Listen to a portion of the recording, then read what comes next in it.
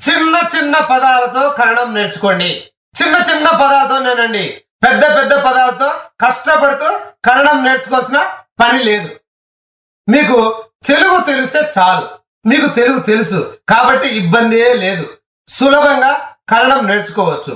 ఇప్పుడు పాత అలవాట్ల సూత్రంతో స్పోకెన్ కన్నడం. ఏ సూత్రం అంటే పాత అలవాట్ల సూత్రం.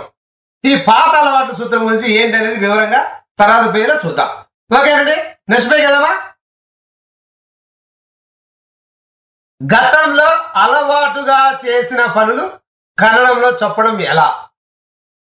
గతంలో అలవాటుగా చేసిన పనులు కన్నడంలో చెప్పడం ఎలా? ప్రతి వ్యక్తికి కొన్ని పనులు అలవాటుగా ఉండి ఇప్పుడు ఆ పనులు అలవాటుగా లేకుండా ఉండినప్పుడు ఆ గతంలో ఉన్న అలవాట్ల గురించి ఇప్పుడు కన్నడంలో చెప్పాలంటే ఎలాగో చూద్దాం. ఓకేనా, నెక్స్ట్ పేజ్ వెళ్దామా. పాత అలవాట్ల సూత్రం. వాక్యంలో పాత అలవాట్లు అని వచ్చినప్పుడు అదేనండి. ఇప్పుడు వెళ్తుండేవాడిని, చదువుతుండేవాడిని, నేర్చుకుంటుండేవాడిని, పాడుతుండేవాడిని, మాట్లాడుతుండేవాడిని అంటుంటాం కదా. అంటే ఒకప్పుడు బ్రహ్మాండంగా చదువుతుండేవాడిని, ఒకప్పుడు బాగా నేర్చుకుంటుండేవాడిని. అంటే ఇంకా కరెక్ట్ చెప్పాలంటే పాత అలవాట్ల కంటే కూడా ఉండేవాడిని. అదే లేడీస్ అయితే ఉండేదాన్ని. చిన్నప్పుడు యంగ్గా ఉన్నప్పుడు 8 ఇడ్లు తినేవాడిని. ఇప్పుడు నా వల్ల కాదు, నేను 4 ఇడ్లు తినగలను. అంటే ఆ పాత అలవాట్లు. రోజు 8 ఇడ్లు తినగలిగేవాడిని, రోజు 4 మైళ్ళు నడిచేవాడిని అంటుంటాం కదా. అట్లా వచ్చినప్పుడు అలాంటి అర్థాలు వచ్చే పదాలు వచ్చినప్పుడు ఇద్దే అనే పదం వాడాలి. ఏ పదం వాడాలా? ఇద్దే. నెక్స్ట్ పేజ్ కదండి. తెలుగులో కన్నడంలో ఇక్కడ మొత్తం ఎన్ని వాక్యాలు ఉన్నాయి? 5 వాక్యాలు ఉన్నాయి. అవేంటి? నేను వెళ్తుండేవాడిని, నేను చదువుతుండేవాడిని, నేను నేర్చుకుంటుండేవాడిని, నేను పాడుతుండేవాడిని, నేను మాట్లాడుతుండేవాడిని. నేను అంటే నాను. నేను వెళ్తుండేవాడిని అంటే కన్నడంలో నా హోక్తా ఇద్దే. ఇంతకుముందు ఇద్దే అని చెప్పుకున్నాం కదా. నేను వెళ్తుండేవాడిని అంటే నా హోక్తా ఇద్దే. నేను చదువుతుండేవాడిని అంటే కన్నడంలో నాను హోక్తా ఇద్దే. నేను నేర్చుకుంటుండేవాడిని అంటే కన్నడంలో నాను కలితా ఇద్దే. నేను పాడుతుండేవాడిని అంటే కన్నడంలో నాను హాడ్తా ఇద్దే. నేను మాట్లాడుతుండేవాడిని అంటే కన్నడంలో నాను మాట్లాడతా ఇద్దే. ఇంకా కరెక్ట్ చెప్పాలంటే ఇద్దే కంటే కూడా తా ఇద్దే అనుకోండి. హోగు ప్లస్ హోక్తా ఇద్దే, ఓదు ప్లస్ ఓత్తా ఇద్దే. జస్ట్ ఆ టెక్నిక్ గమనించండి. కష్టమే లేదండి, సులభమైనది కదా. ఆ టెక్నిక్ తెలిస్తే చాలండి. ఇలాంటి వాక్యాలు ఎన్నే చెప్పొచ్చు. ఇదే విధంగా మరికొన్ని వాక్యాలు చూద్దాం. ఓకేనా, నెక్స్ట్ పేజ్ కదండి.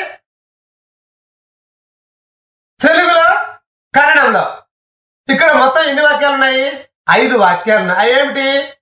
నేను తింటుండేవాడిని, నేను చూస్తుండేవాడిని, నేను చెల్లిస్తుండేవాడిని, నేను రాస్తుండేవాడిని, నేను నడుస్తుండేవాడిని. నేను అంటే నాను. నేను తింటుండేవాడిని అంటే కన్నడంలో నాను తిన్నుతా ఇద్దే. నేను చూస్తుండేవాడిని అంటే కన్నడంలో నాను నోడ్తా ఇద్దే. నేను చెల్లిస్తుండేవాడిని అంటే కన్నడంలో నా సలిస్తా ఇద్దే. నేను రాస్తుండేవాడిని అంటే కన్నడంలో నాను బరెత్తా ఇద్దే. నేను నడుస్తుండేవాడిని అంటే కన్నడంలో నాను నడయిత్తా ఇద్దే. ఇప్పుడు బాగా గమనించండి. నేను చెల్లిస్తుండేవాడిని అంటే సలిస్తా ఇద్దే అన్నాం. కర్తా ఇద్దే కూడా చెప్పచ్చు. ఇంతకుముందు కర్తా ఇద్దేనే చెప్పారు. కర్తా అనే పదం కట్ట. ఓకే, నెక్స్ట్ పేజ్ కదండి. తెలుగులో కన్నడంలో ఇప్పటి వరకు నేను గురించి చెప్పుకున్నాం. ఇప్పుడు నేను, మనము, మీరు, అతను, ఆమె, వారు ఉపయోగించి వాక్యాలు చెప్పుకుందాం. ఇక్కడ ఎన్ని వాక్యాలు ఉన్నాయి? 6 వాక్యాలు ఉన్నాయి. అవేంటి? నేను వెళ్తుండేవాడిని, మనం వెళ్తుండేవాళ్ళం, మీరు వెళ్తుండేవారు, అతను వెళ్తుండేవాడు, ఆమె వెళ్తుండేది, వారు వెళ్తుండేవారు. నేను అంటే ನಾನು, వెళ్తుండేవాడిని అంటే ನಾನು ಹೋಗ್ತಾ ಇದ್ದೆ. నేను వెళ్తుండేవాడిని అంటే ನಾನು ಹೋಗ್ತಾ ಇದ್ದೆ. మనం అంటే ನಾವು, వెళ్తుండే వాళ్ళము అంటే ಹೋಗ್ತಾ ಇದ್ದೆವು. మనం వెళ్తుండే వాళ్ళం అంటే ನಾವು ಹೋಗ್ತಾ ಇದ್ದೆವು.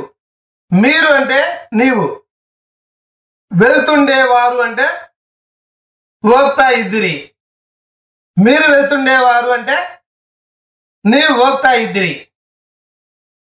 అతను అంటే అవను, వెళ్తుండేవాడు అంటే ಹೋಗ್ತಾ ఇద్ద. అతను వెళ్తుండేవాడు అంటే అవను ಹೋಗ್ತಾ ఇద్ద. ఆమె అంటే అవಳು, వెళ్తుండేది అంటే ಹೋಗ್ತಾ ఇద్దరు. ఆమె వెళ్తుండేది అంటే అవಳು ಹೋಗ್ತಾ ఇద్దరు. వారు అంటే అవరు, వెళ్తుండేవారు అంటే ಹೋಗ್ತಾ ఇద్దరు. వారు వెళ్తుండేవారు అంటే అవరు ಹೋಗ್ತಾ ఇద్దరు. ఇప్పుడు వివరంగా చూడండి. నేను వెళ్తుండేవాడిని అంటే కన్నడంలో నాన్ ಹೋಗ್ತಾ ఇద్దే. మనం వెళ్తుండే వాళ్ళము అంటే కన్నడంలో ನಾವು ಹೋಗ್ತಾ ఇద్దెవు. మీరు వెళ్తుండేవారు అంటే కన్నడంలో నీవు ಹೋಗ್ತಾ ఇద్దిరి. అతను వెళ్తుండేవాడు అంటే కన్నడంలో అవను ಹೋಗ್ತಾ ఇద్ద. ఆమె వెళ్తుండేది అంటే కన్నడంలో అవను ಹೋಗ್ತಾ ఇద్దడు. వారు వెళ్తుండేవారు అంటే కన్నడంలో అవరు ಹೋಗ್ತಾ ఇద్దరు. హాయ్ ఫ్రెండ్స్, ఇప్పుడు మీరు ఇద్దే సూత్రం సహాయంతో వాక్యం కన్నడంలో చెప్పడం ఎలాగో నేర్చుకున్నారు. అదేవిధంగా ఇద్దే సూత్రం ద్వారా కన్నడంలో ఎలాంటి వాక్యాన్నైనా, ఎన్ని వాక్యాలైనా చక్కగా 100% మాట్లాడగలరనే నేను నమ్ముతున్నాను. చిన్న చిన్న వాక్యాలైనా, పెద్ద పెద్ద వాక్యాలైనా, ఎన్నైనా ఈ ఇద్దే సూత్రం ద్వారా మాట్లాడవచ్చును. ఇక ఈ ఇద్దే సూత్రం ద్వారా మీకు తెలిసిన ఎన్నో వాక్యాలు మాట్లాడండి. ఈ సూత్రం అయిపోయింది. తర్వాత సూత్రానికి వెళ్దాం. ఓకేనా?